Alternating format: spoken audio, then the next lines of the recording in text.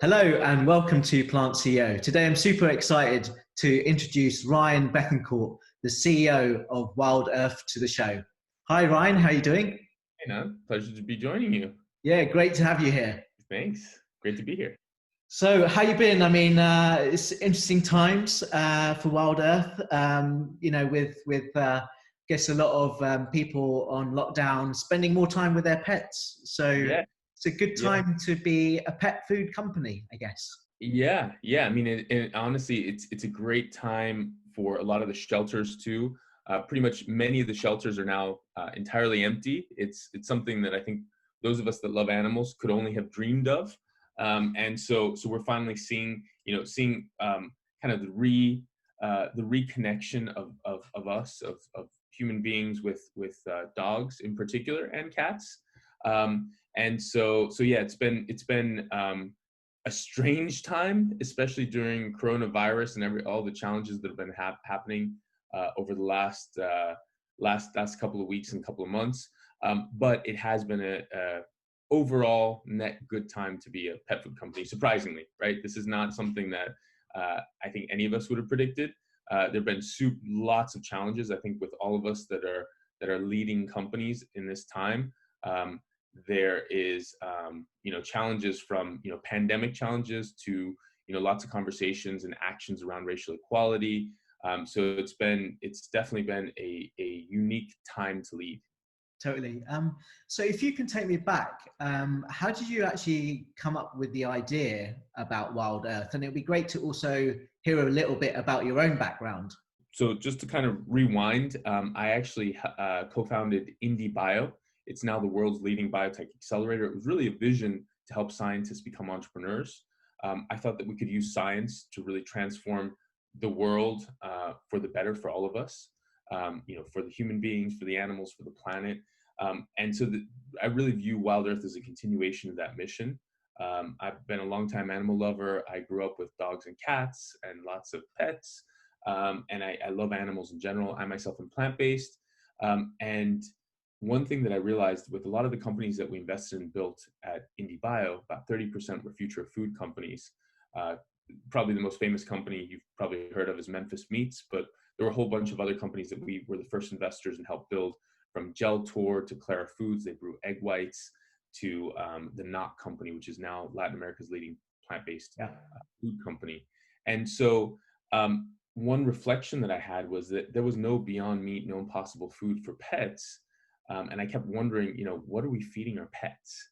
And the more I looked into it, the more shocking, honestly, I found it, especially as someone that believes that, let food be thy medicine. Food is such an important part of our nutrition. And so I decided I had to start out on a mission to transform the entire pet food industry, starting with, providing an alternative, which I thought was really high protein, but plant-based and very clean product. And that is Wild Earth. That is what we do. We're currently now a commercial company. So we are available across the continental US, and hopefully soon we'll be making some announcements about new international markets as well. But that's our mission. That was really the inspiration. One thing that people may find surprising, so there's a couple of myths and surprising things that people don't know about pet food. About 30% of the meat we consume in the US, 30, goes to our pets. So that means about 30% of the factory farms that are run goes to our pets unnecessarily, right? They just need a clean protein source.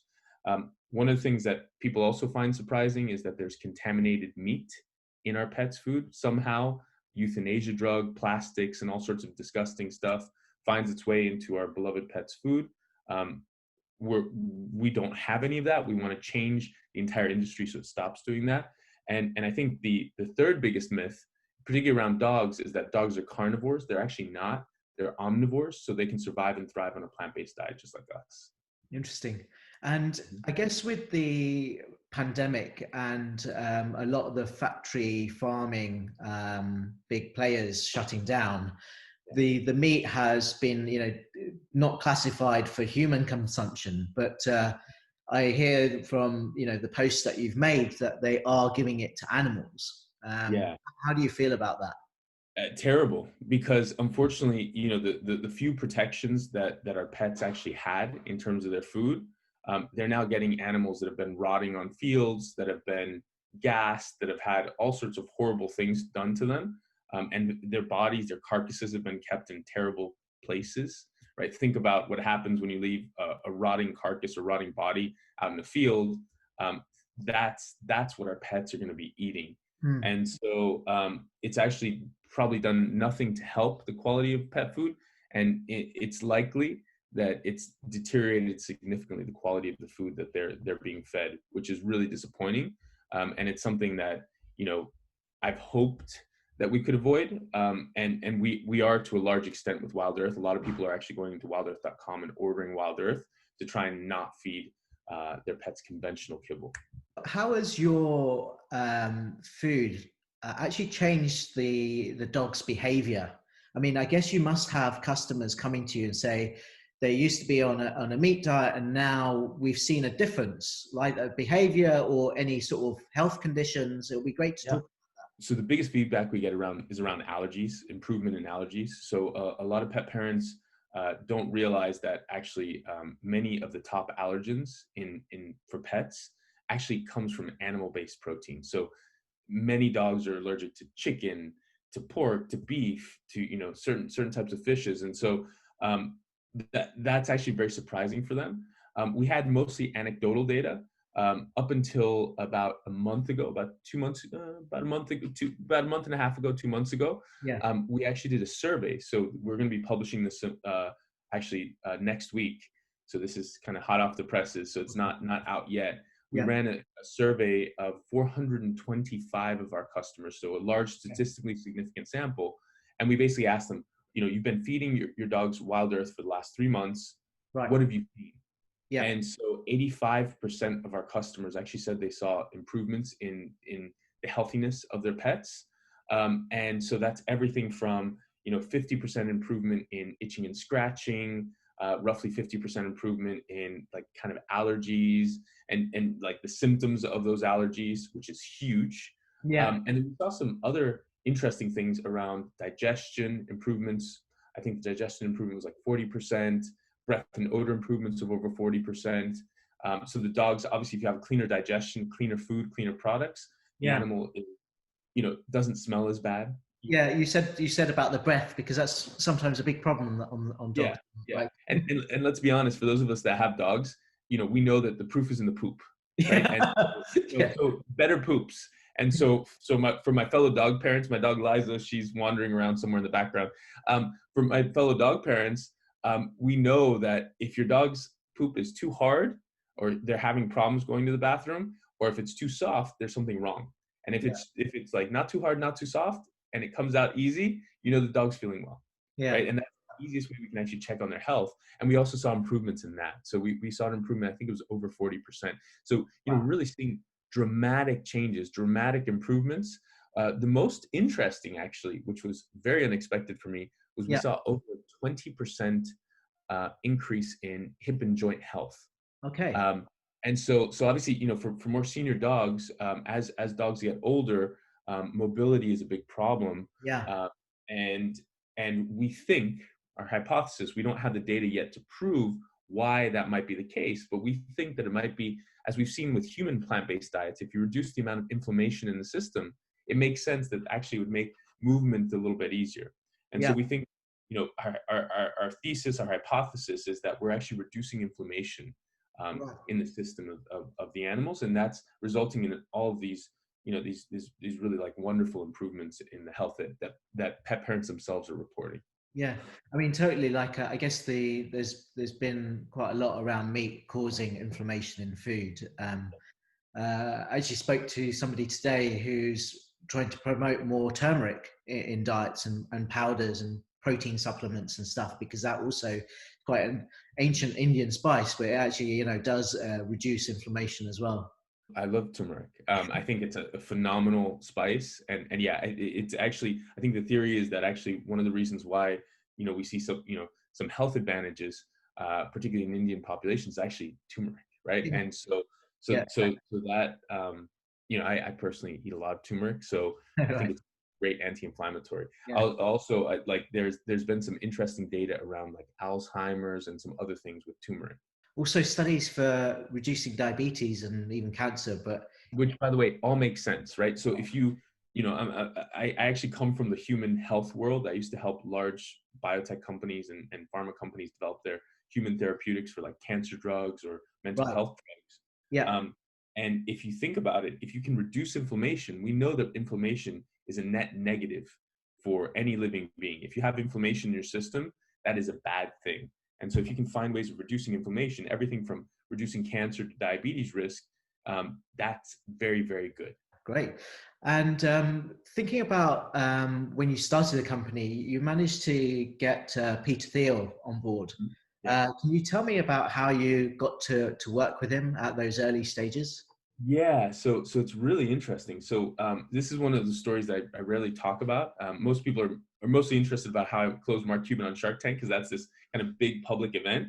But Peter Thiel is a really interesting thinker. I think he's controversial because he Yeah. basically says what he thinks and he Yeah. acts on what he thinks. He has a tendency of being right, whether you like it or not. He has a tendency of being right, and so I'd met Peter a handful of times in Silicon Valley, just through various different events.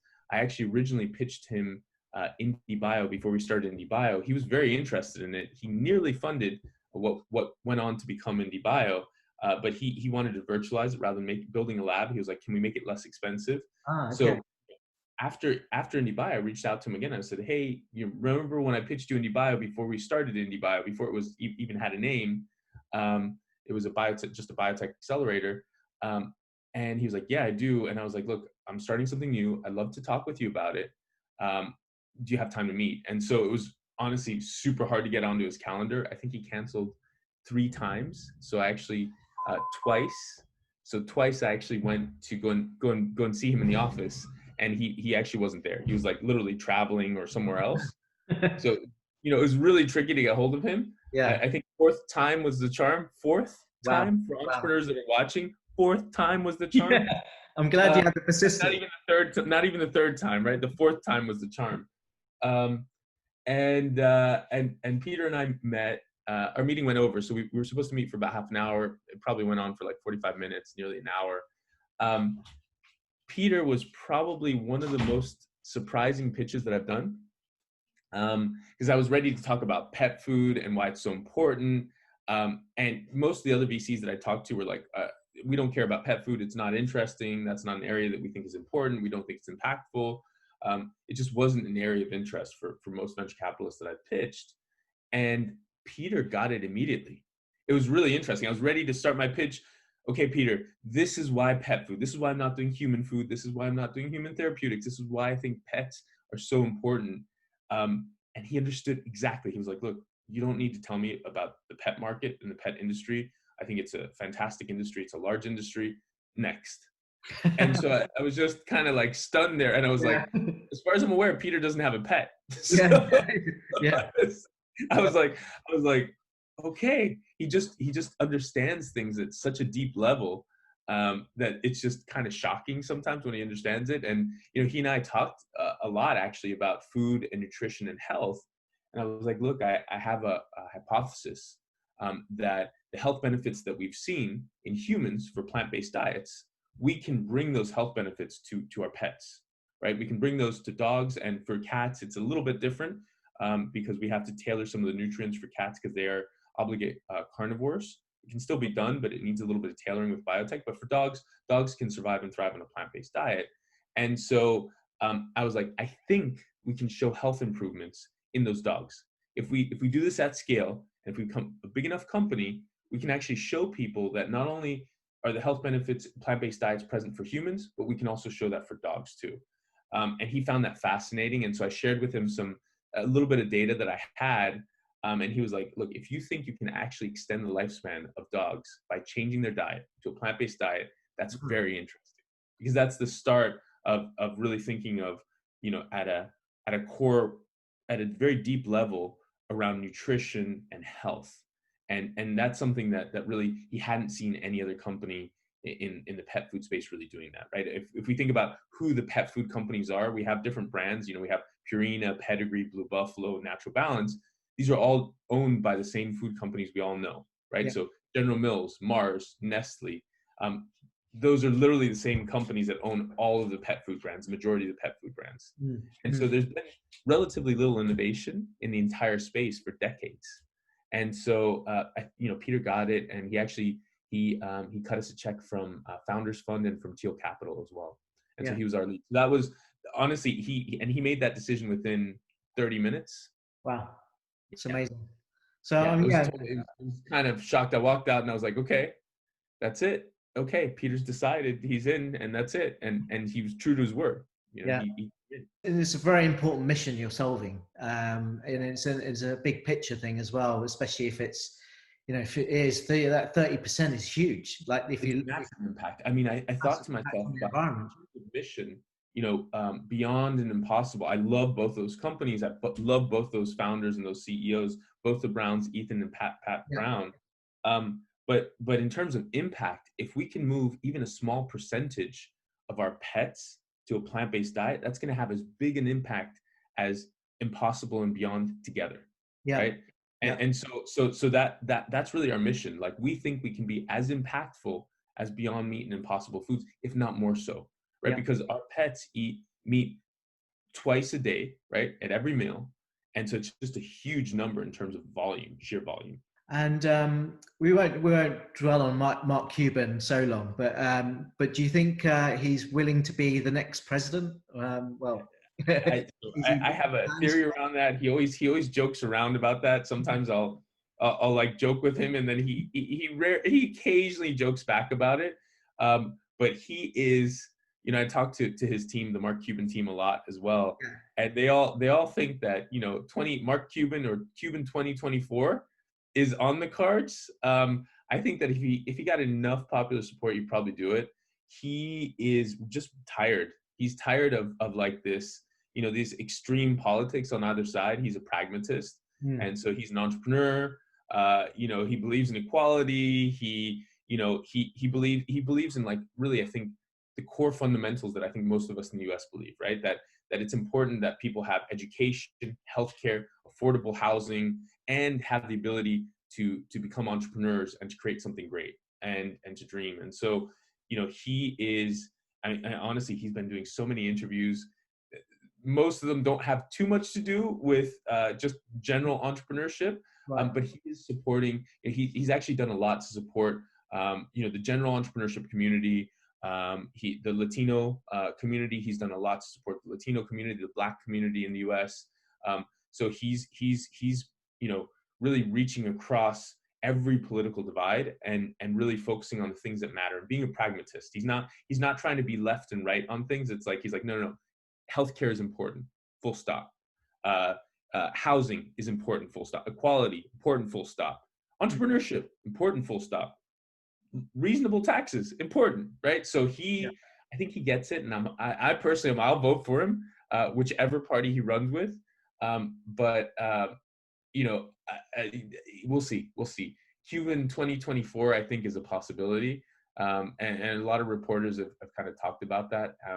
You know, I feel very blessed that I'm able to kind of talk to him on a regular basis. And he's been, you know, such an incredible mentor and supporter on our mission as well. I think what a lot of people don't realize is they see how tough Mark is, but Mark is really, really smart too. And so he will change his opinion if the facts no longer match. Even if he has a strong opinion, he'll change his opinion. And so I'm hopeful that that's the direction that the US can move in, which is much more about, you know, leading the whole country rather than dividing us. So we'll see. I'd vote for him. He hasn't officially announced anything, but I think if he sees the opportunity, as a pragmatist, if he sees the opportunity, he'll do it. So one other interesting thing is like how you're selling your product. So you decided to mainly focus on the direct to consumer side, and there's been a lot of you know, success with that model. If I think about the $1 Million Shave Club being acquired by Unilever, for example, there's and this reoccurring subscription model. Where do you think the future of of that is going, and consumer packaged goods? Yeah, I mean, so Mike Dubin, the founder and CEO of Dollar Shave Club, which was acquired by Unilever for a little over $1 billion. He's actually still the CEO, still runs it, is one of our advisors at Wild Earth, and he has been pretty much right from the beginning. And so, he's really shared some really interesting perspective on where he's already seen it. I mean, he has, when Unilever acquired them, and this is public information, when Unilever acquired them, they already had 1 million subscribers. So it's just Amazing. already a massive, massive business. Yeah. And so, he provided us with some really interesting, unique perspectives around where we're going with direct to consumer. I think that, the general trend is that we're still kind of in the early stages, probably the end of the beginning of internet penetration and direct to consumer business models. I think COVID, interesting enough, has accelerated all of us Totally. on the D2C side, right? I think that's what we've seen across the board. Yeah. Prior to COVID, last year I went to China, and China is already super accelerated. Like, it blew my mind that you could order toothpaste and someone would deliver it in an hour or two. I know it feels like an eternity away, but in the US last year, that just seemed mind-boggling. Like, there was no real service that could do that for you a year ago in the US. Today, you basically go online, you go to Target, and Target will now makes Amazon look obsolete. Yeah, because of the delivery window. Yeah. They have a service called Ship. Within 3 hours, like, you'll get all the groceries and everything you wanted to buy at Target delivered to your door. Yeah. Within a couple of hours, right? So now we've basically seen a shift that took a decade in China. It happened within a couple months in the US. And so I think e-commerce, and unfortunately, it doesn't look like the risk of COVID-19 is going away anytime soon. We've seen what may look like a second wave happening in the US as we start opening up our economies. And so I think we're just going to have to live with the risk of the disease for a while until we have a vaccine. And that could still be a year, 2 years, 3 years away. And so I think we're going to see a shift in buying patterns that we've already seen. I think this is not a temporary thing. I think that we're going to see just a lot more e-commerce.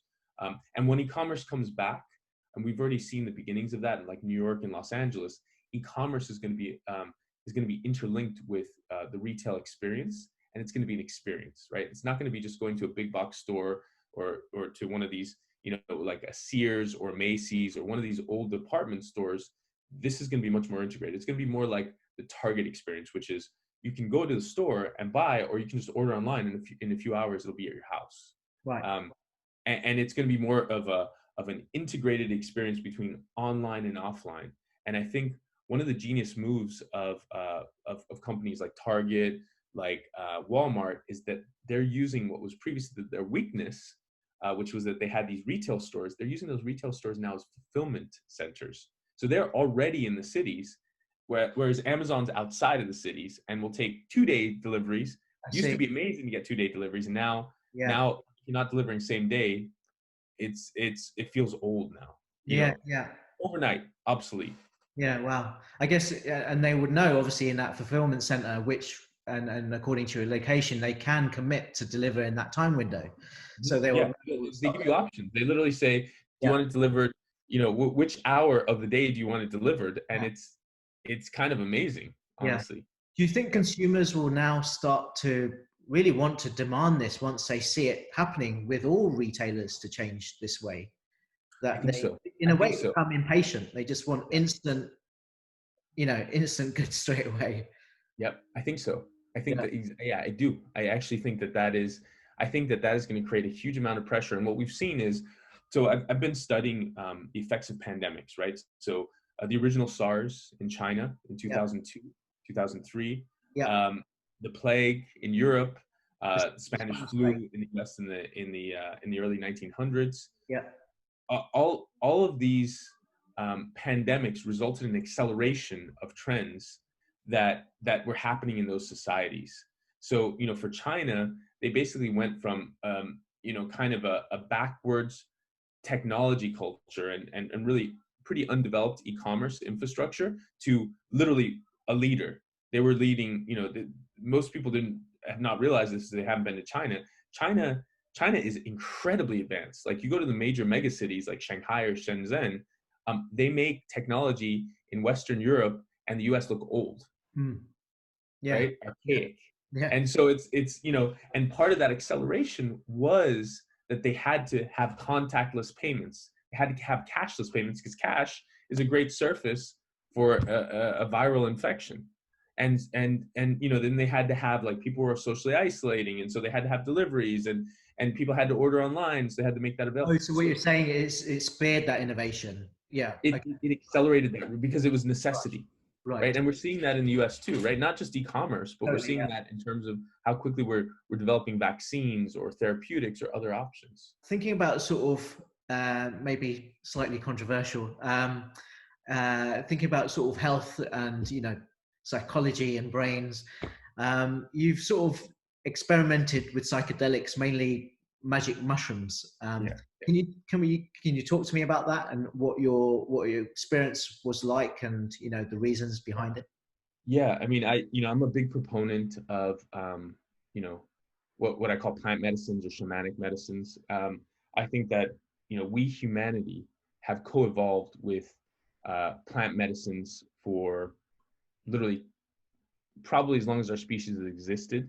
My bet is that actually before Homo sapiens, our ancestors were also using, you know, magic mushrooms or you know, psychedelic plants or various other things. I mean, we've seen that from some of the cave paintings and some of the even some of the ancient humans, right? Prehistoric humans that have been found, the shamanic humans with literally a little pouch with some mushrooms in those pouches. Those were probably medicinal mushrooms, Right.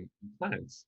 Yeah. And so what I think is particularly interesting is that, you know, there's some theories around the evolution of human society and psychedelics, that Oh, it really? allows us Right. to think of things in unconnected ways that really accelerated our creativity and our innovation. And so, Mm. you know, I myself have, you know, have obviously taken psychedelics and magic mushrooms. I was really scared to do that, to be honest. When I grew up, and I know you and I have talked about this, Anant, when I grew up, it was like, don't do drugs. Drugs are dangerous. You will die. You have one drug. It is terrible. You're going to die. You'll go to prison. You're going to be an evil person. And it took me a really long time to unprogram myself from what society had programmed me and you and all of us, to really start to ask my own questions and really question, why did our ancestors take psychedelics? Mm. Why? Like, Mm. what was the purpose? Was it just to get high, like getting drunk, or was there something deeper behind it? And I Mm. started to read about, you know, really some of the original innovators, and people who, you know, I greatly admired, right? From Ram Dass from a spiritual perspective, Yeah. Terence McKenna, who was kind of an interesting fringe experimenter, you know, I would say scientist. Hold on one second.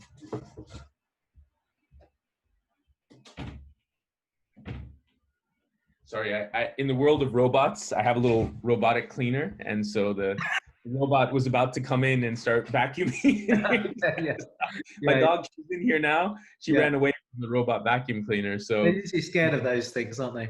yeah. So and then you know, so from a spiritual perspective, Yeah. there was clearly something very deep and very strong there. Yeah. I mean, From I'm really interested in and that part, like, you know, how the spiritual connection and the healing would work in that way. Not that I've ever tried anything, but I'm just like intrigued by people who have had the experiences with, say, ayahuasca or the mushrooms, and what happened to them. What do they feel? You yeah, know, how did they feel connected to the world and also other beings, animals? You know, when you have ayahuasca, I was, you know, watch this documentary where you're guided by this spirit animal that's meant to take you through this journey. And yeah, so did you have any of those experiences? Like, how did you feel connected in some ways when you took it?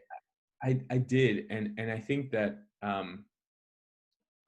you know, it can be a powerful way of understanding spirituality, your own spirituality, and it can also be a powerful way of understanding the nature of reality, of existence, and to start questioning it, right? To start understanding that, you know, the way we perceive the world is actually driven by how our brains process information. And so when you add a psychedelic into your mind, it changes the way you perceive existence and reality.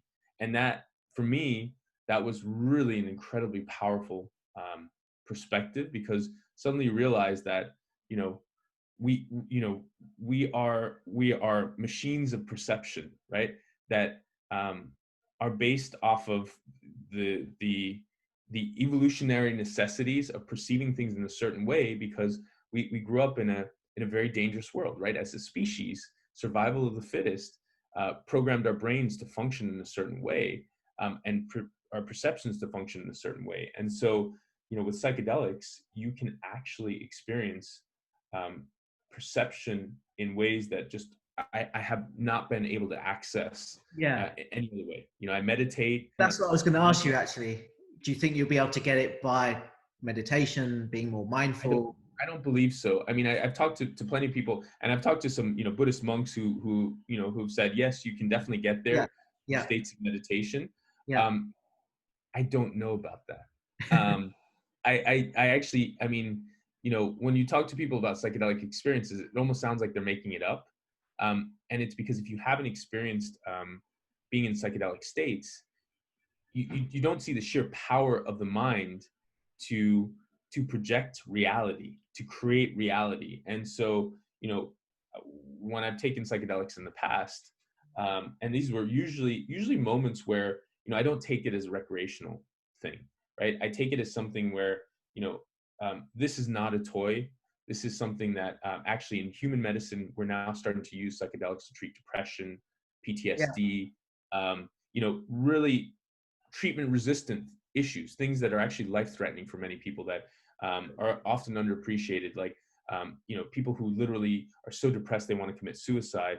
A couple of, like, a dose can be enough to actually treat treatment resistant depression, right? Which is a huge risk for people hurting themselves and ending their own lives, and just generally having a better quality of life.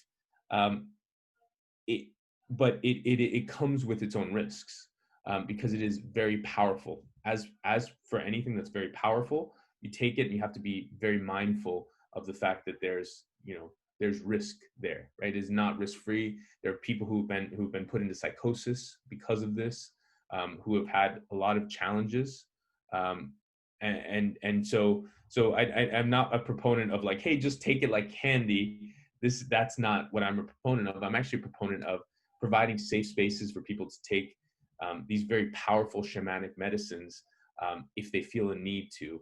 I think that it is a right of any human to be able to understand your own mind and your own body at a much deeper level. And I think that these plant medicines, these shamanic medicines, allow you to get there. For me, probably the most powerful experience has been falling out of time.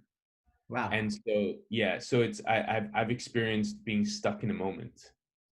And what I realized was that there must be a part in our brains that tracks time. And so whatever was happening at the time, I have been stuck in moments. For some reason, my brain on psychedelics, psychedelics affect my perception of time. And so I've been stuck literally in a moment that felt like it lasted for an infinity. It didn't, obviously, but it felt like it lasted for an infinity. It's very hard to describe that feeling of you're stuck in time. I actually, I experienced actually a very dark and troubling experience where I got lost in what I can only describe as Buddhist hell. It was basically an eternally dark place where I wandered for an eternity in darkness. And it was actually pretty scary. But what was interesting is when I came out of that eternity, I actually felt I'd lived an eternity already. And this was just, you know, one evening, right? And I was shaking when I came out of it. And when I came out of that experience, I came out without a fear of death, right? Like, this was darkness and nothingness doesn't scare me. But it does give me an appreciation that we have such a limited amount of time while we exist here, that what we do should matter, right? Totally. Yeah. And so like for me, Meaning is what matters. Impact is what matters. Helping others is what matters. Um, Things like money or status or fame, they just don't drive me. If they happen, it's nice. I'm human. It's not like I hate it, but it's not something that drives me, because I know, I know life is fleeting. I know life is short, and so the thing that brings me joy is helping other people and helping animals and Yeah. other sentient beings. From our conversations that we've had together, that you're definitely there to promote the existence of all beings, and better humanity in a way. Yeah, because I mean, the reason that you and I are able to live such great lives is because the beings, the humans that came before us, to kind of create these technologies all around us. I mean, right now I'm on an Apple computer.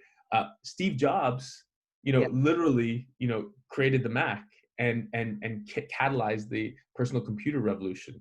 Yeah. One of his big inspirations, and he actually talks about this, is actually how psychedelics really helped him understand like how to see creatively outside of the box. The bicycle for the mind, which was the original idea behind the personal computer. How amazing.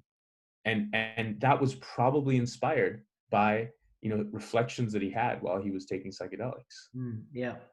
And with your background in bioscience, Mm-hmm. where do you think the world will be going now with what can be done on that side, especially when it comes to how it will impact your brain, how it will affect healing? Yeah, I mean, I think that biology is probably one of the most spiritual sciences on this planet. It is, I think, the deepest science on this planet. I mean, there are industries in one molecule, right? If we understood how one molecule worked, one molecule of life, how it worked, it would unleash entirely new industries. So it is so deep that just understanding one simple thing creates entire industries, like chlorophyll, right? The molecule that's used to harness light by plants, that appears to work at the quantum mechanical level, to harness photonic light energy, to turn that into food that we all eat. Yeah. That simple molecule feeds us all, right? All life on this planet. And so, just simple things like that. And so for me, in terms of reflecting on intelligence and the mind, Yeah. The mind is an incredibly powerful thing, more powerful than any computer. Mm. One day we will understand how the mind works, and we will understand how to interface more effectively with the mind. I mean, essentially, the mind is a highly adaptable processing unit that has a bunch of different inputs. Our eyes, our arms, these are all inputs. And so what we know is that it is plastic.